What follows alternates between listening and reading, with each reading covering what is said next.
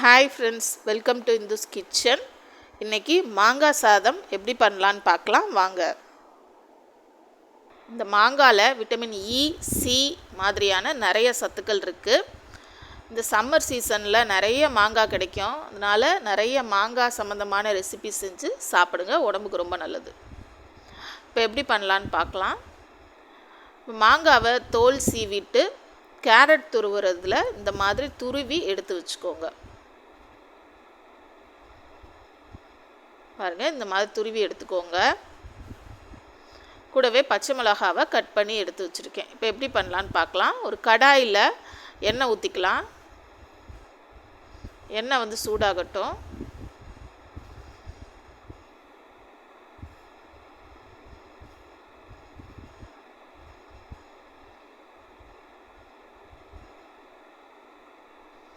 எண்ணெய் சூடானோடனே கடுகு போட்டுக்கலாம். இந்த மாங்காய் நம்ம எடுத்துக்கிறதுனால நமக்கு உடம்புல இரத்த சோகை இருந்தால் சரியாயிரும், தோல் பிரச்சனை இருந்தால் சரியாகும், அதே மாதிரி செரிமான பிரச்சனை இருந்தாலும் சரியாயிரும். அதனால் இதை அடிக்கடி சேர்த்துக்கோங்க. இப்போ கொஞ்சமாக கடலைப்பருப்பு சேர்த்துக்கலாம். நீங்கள் வேர்க்கடலை இருந்தால் கூட நீங்கள் சேர்த்துக்கோங்க. இப்போ ஒரு காஞ்ச மிளகாவை கட் பண்ணி எடுத்துருக்கேன், அதையும் இதில் சேர்த்துக்கலாம்.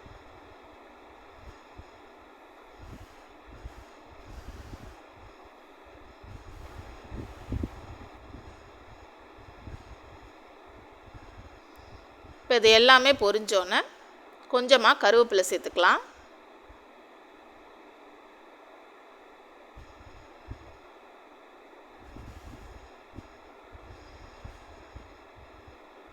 பச்சை மிளகாவை சேர்த்துக்கலாம். பச்சை மிளகாய் சேர்க்கும்போது கொஞ்சம் பார்த்து சேர்த்துக்கோங்க. இது எண்ணெயில் போட்டோன்னே வெடிக்க ஆரம்பிக்கும். இப்போ இது எல்லாமே நல்லா வதங்கிருச்சு.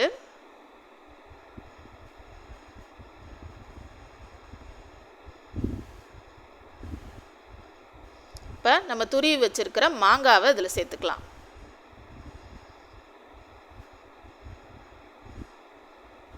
மாங்காவை சேர்த்துட்டு இந்த எண்ணெயிலேயே வதக்கி விட்டுருங்க. நம்ம தோல் இல்லாமல் தான் சேர்த்துருக்கோம், அதனால் அது சீக்கிரமே வதங்கிடும்.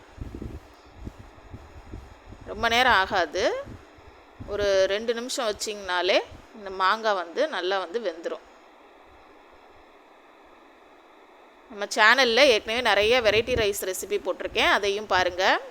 இப்போ ஒரு பிஞ்ச் மஞ்சத்தூள் சேர்த்துக்கலாம். ரொம்ப சேர்க்கக்கூடாது, கொஞ்சமாக மஞ்சத்தூள் சேர்த்துக்கிறேன்.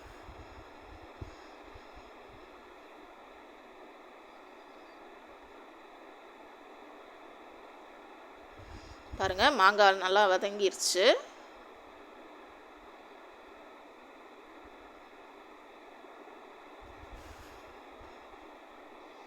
மாங்காய்லாம் நல்லா வதங்கினோன்னே நம்ம வடித்து வச்சுருக்கிற சாதத்தை சேர்த்துக்கலாம். சாதத்தை சேர்த்துட்டு இதுக்கு தேவையான அளவு உப்பு சேர்த்துக்கலாம்.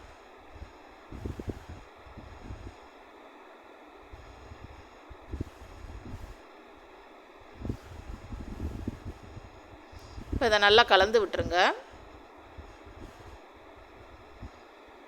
அவ்வளோதாங்க, மாங்காய் சாதம் ரெடி ஆயிடுச்சு. இது டக்குன்னு செஞ்சிடலாம். ஈஸியான ஒரு ரெசிபி, பட் டேஸ்ட் ரொம்ப நல்லாயிருக்கும். இதே மாதிரி நீங்களும் வீட்டில் ட்ரை பண்ணி பாருங்கள். தேங்க்யூ ஃப்ரெண்ட்ஸ், தேங்க்ஸ் ஃபார் வாட்சிங். லைக் பண்ணுங்கள், ஷேர் பண்ணுங்கள், சப்ஸ்கிரைப் பண்ணுங்கள்.